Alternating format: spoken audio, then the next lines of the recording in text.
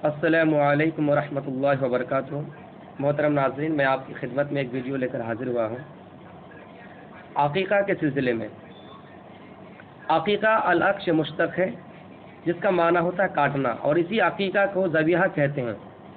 آئیے اس سلسلے میں ایک حدیث دیکھتے ہیں۔ عن الغلام شاتان مکافیاتان وعن الجاریۃ شات، ابو داؤد کی حدیث ہے، حدیث نمبر 2842۔ اس حدیث کا ترجمہ دیکھتے ہیں۔ عن الغلام شاتان مکافیاتان، اگر بچہ ہو، کوئی غلام ہو، بچہ ہو، تو ان کی طرف سے 2 چھوٹے جانور کا ذکر ہے، اور اگر بچی ہو، لڑکی ہو، تو ان کے لیے صرف ایک ہی جانور کا ذکر ہے، لیکن چھوٹا جانور ہونا شرط ہے۔ رہا مسئلہ کوئی اگر بڑا جانور کرنا چاہے تو وہ کر سکتا ہے، لیکن حدیث میں صراحت کے ساتھ 2 چھوٹے جانور کا ذکر ہے، جیسے بھیڑ، دمبا، مینڈھا، بکری وغیرہ۔ اب یہ عقیقہ ہے کیا چیز؟ اس سلسلے میں آپ سے میں بات کرنے سے پہلے علماء کی کچھ باتیں آپ کو بتانا مناسب سمجھتا ہوں کہ کچھ علماء کا قول ہے کہ عقیقہ سنت ہے، اور سنت جو ہے جس کی اتباع ہمیں کرنا بہت ضروری ہے، لیکن سنت مؤکدہ اگر کہا جائے تو تاکیداً اس کی اتباع ہمیں کرنا ضروری ہے۔ تو عقیقہ کو بہت سارے علماء کی بہت بڑی جماعت نے سنت مؤکدہ قرار دیا ہے، جسے ہمیں پورا کرنا ضروری ہے۔ آئیے اس سلسلے میں ایک حدیث دیکھتے ہیں کہ الغلام مرتہن بعقیقتہ یذبح عنہ یوم السابع ویسمى ویحلق رأسہ، کہ بچہ گروی ہوتا ہے عقیقہ کے ذریعے، عقیقہ کے وہ گروی ہوتا ہے، اس لیے ان کی طرف سے قربانی کی جاتی ہے، عقیقہ کیا جاتا ہے 7ویں دن، اور ان کا نام رکھا جاتا ہے، سر مونڈا جاتا ہے، اور بعض جگہ میں آیا ہے کہ بال کے برابر چاندی وغیرہ صدقہ کیا جاتا ہے۔ گروی کا مطلب ہوتا ہے، امام احمد بن حنبل رحمۃ اللہ علیہ اس کی تشریح کر رہے ہیں کہ قیامت کے دن وہ بچہ اپنے والدین کی شفاعت کرنے سے انہیں روک دیا جائے گا، وہ بچہ شفاعت نہیں کر سکیں گے۔ شفاعت کریں، ہم پر ضروری ہے کہ ہم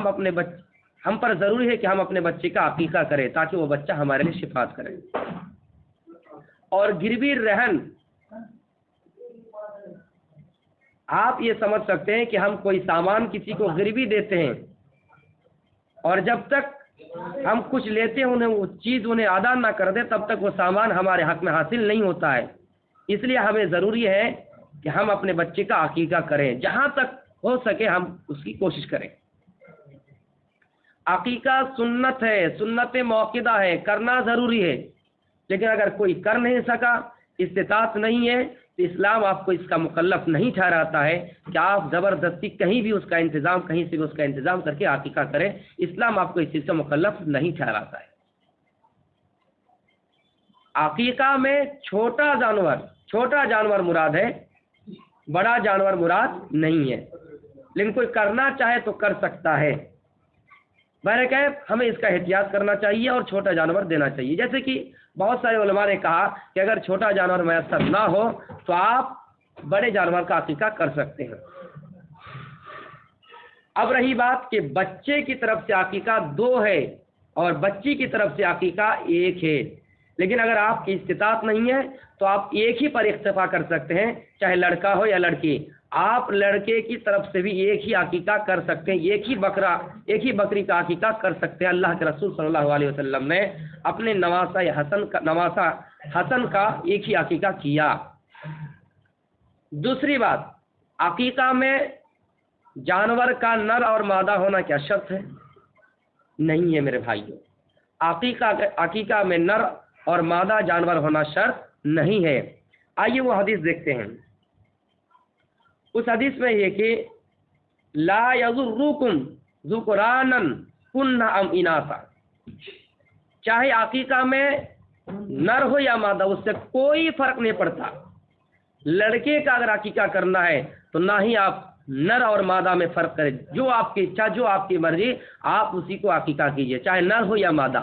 لڑکی کی طرف سے بعض لوگوں کا خیال یہ کہ لڑکی کی طرف سے بکری مادہ ہونا ضروری ہے، نہیں ہے میرے بھائیو، ایسی کوئی بات نہیں ہے، چاہے مرد کی طرف سے، لڑکے کی طرف سے، بچے کی طرف سے مادہ ہو یا نر، کوئی فرق نہیں ہے۔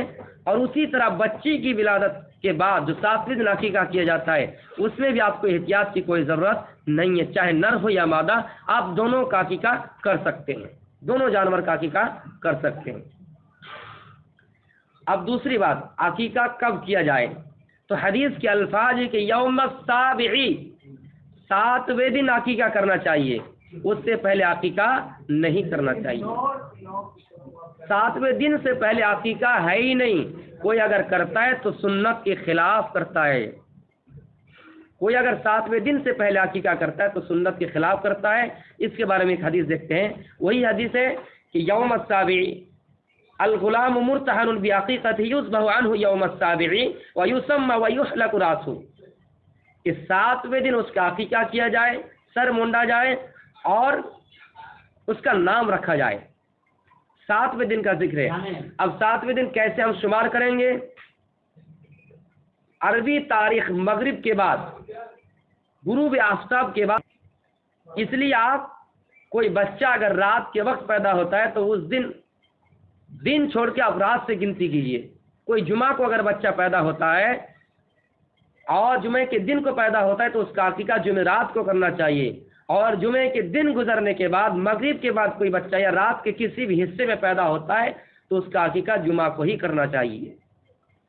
اب دوسری بات کہ کوئی اگر عقیقہ نہیں کر پایا 7ویں دن میں، استطاعت نہیں تھی، یا ان کے پاس جانکاری یا معلومات نہیں تھی، جانکاری نہیں ہوئی، یا پھر استطاعت نہیں تھی، یا پھر اس کے باپ، والدین، سرپرست، کوئی بھی ولی ہو، وہ نہیں کر سکا، نہیں کیا، تو آپ اپنے عقیقہ زندگی کے کسی بھی موڑ پر کر سکتے ہیں۔ لیکن کچھ روایتیں ایسی ہیں کہ اگر 7ویں دن نہ کیا جائے تو 14ویں دن میں کر سکتے ہیں، 21ویں دن میں کر سکتے ہیں۔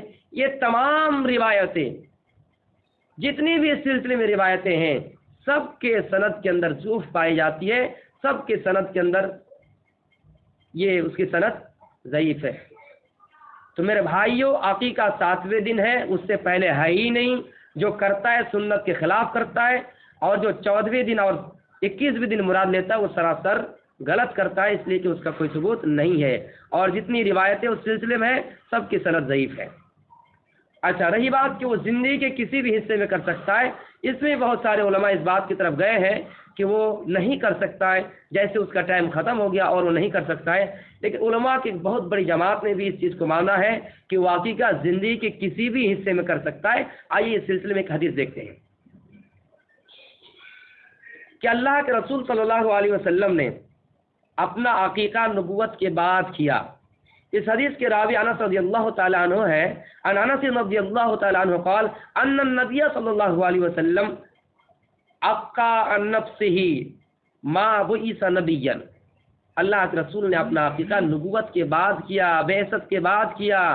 پتہ چلا کہ اپنا عقیقہ خود بھی کر سکتا ہے، والدین نے نہیں کیا، سرپرست نے نہیں کیا، ولی نے نہیں کیا، آپ اپنا عقیقہ خود بھی کر سکتے ہیں۔ دوسری بات، عمر کی کوئی شرط نہیں ہے، جیسے 7ویں دن ختم ہو کے گزر گیا، آپ زندگی کے کسی بھی پہلو میں عقیقہ کر سکتے ہیں۔ اب میرے بھائیوں، ایک چیز آخر میں بتا رہا ہوں کہ بال کے برابر چاندی خرچ کرنا، صدقہ کرنا، کیا یہ صحیح حدیث سے ثابت ہے؟ آئیے دیکھتے ہیں۔ ترمذی کی ایک صحیح حدیث ہے، حدیث نمبر 1519 ہے کہ اللہ کے رسول صلی اللہ علیہ وسلم نے عقا رسول اللہ صلی اللہ علیہ وسلم عن الحسن، حسن رضی اللہ تعالیٰ عنہ کا عقیقہ کیا۔ اللہ کے رسول خود کیے۔ کس کا عقیقہ کیا؟ حسن رضی اللہ تعالیٰ عنہ کا، نواسہ رسول ہے، اللہ کے رسول خود کر رہے ہیں۔ اس حدیث سے ایک بات یہ بھی معلوم ہوتی ہے، مسئلہ استنباط ہوتا ہے کہ اگر والدین نہیں کر پاتا ہے تو نانا نانی، رشتے میں جو بھی ان کے قرابت دار ہیں، وہ ان کی طرف سے عقیقہ کر سکتا ہے۔ حسن رضی اللہ تعالیٰ عنہ کا عقیقہ کیا، اور کتنا کیا؟ بے شاطن، یہ ایک ہی بکری کا۔ تو اس بات سے، اس حدیث سے یہ بھی بات معلوم ہوتی ہے کہ اگر 2 بکری لڑکے کی طرف سے بچے کی طرف سے نہیں کر سکتے ہیں تو آپ 1 بھی بکری کا عقیقہ کر سکتے ہیں۔ تو میرے بھائیو آگے کا جملہ دیکھیے، وقال فاطمہ تفلکی، اللہ کے رسول نے اس کے بعد فاطمہ سے مخاطب ہو کر کہا کہ اے فاطمہ تم اس کے سر کے بال کو منڈوا دو، احلکی راسہ، تم ان کے سر کے بال کو منڈوا دو، وتصدقی، اور صدقہ کرو، بزنۃ شعرہ، ان کے بال کے وزن کے برابر، فضۃ چاندی، قال فوزنته فکان وزنہ درہما او بعض درہم، جب وزن کیا گیا، بال کو ماپا گیا، تولا گیا تو 1 درہم کے برابر اس کا وزن ہوا یا کچھ حصے کے برابر ہوا۔ تو میرے بھائیوں تقریباً آج کے دور میں اگر دیکھا جائے 200-300 روپے اس کا بنتا ہے۔ بہرکیف جہاں جو قیمتیں متعین ہیں اس حساب سے قیمتیں لگائی جا سکتی ہے۔ تو یہ صحیح روایت سے ثابت ہے، ترمذی کی حدیث ہے 1519، اور یہ علی ابن طالب رضی اللہ تعالیٰ عنہ اس حدیث کے راوی ہیں۔ اور مسند احمد کی ایک روایت ہے، اس میں علامہ البانی رحمۃ اللہ علیہ نے اس حدیث کو حسن صحیح قرار دیا ہے۔ تو میرے بھائیوں اس سلسلے میں جو حدیث ہے یہ بھی سنت سے ثابت ہے۔ اور میں آپ کو ایک چیز یہ بتا دوں کہ اللہ کے رسول صلی اللہ علیہ وسلم نے جو اپنا عقیقہ کیا تھا، اس سے ہمارے کچھ بھائی جو میلاد مناتے ہیں، میلادی بھائی ہیں، وہ میلاد کے طور پر یہ بات کو دلیل مانتے ہیں، لیکن میرے بھائی یہ چیز صحیح نہیں ہے۔ علامہ البانی رحمۃ اللہ علیہ نے فی سلسلۃ الصحیحہ کے اندر اس چیز کو اس سلسلے میں بہت طویل بحث کی ہے، اور انہوں نے کہا کہ نہیں، یہ چیز عقیقہ کے بارے میں ہے، اللہ کے رسول نے اپنا عقیقہ خود کیا ہے۔ تو میرے بھائیوں یہ تھا عقیقہ کے بارے میں چند مسائل۔ انشاءاللہ اسی طرح میں مزید آگے ویڈیو آپ کے پاس بناتا رہوں گا، اور مجھ سے اگر کوئی خطا ہوئی ہے تو میں رجوع کرنے کے لیے تیار ہوں۔ وما علینا الا البلاغ المبین، وآخر دعوانا الحمد للہ رب العالمین۔ السلام علیکم ورحمۃ اللہ وبرکاتہ۔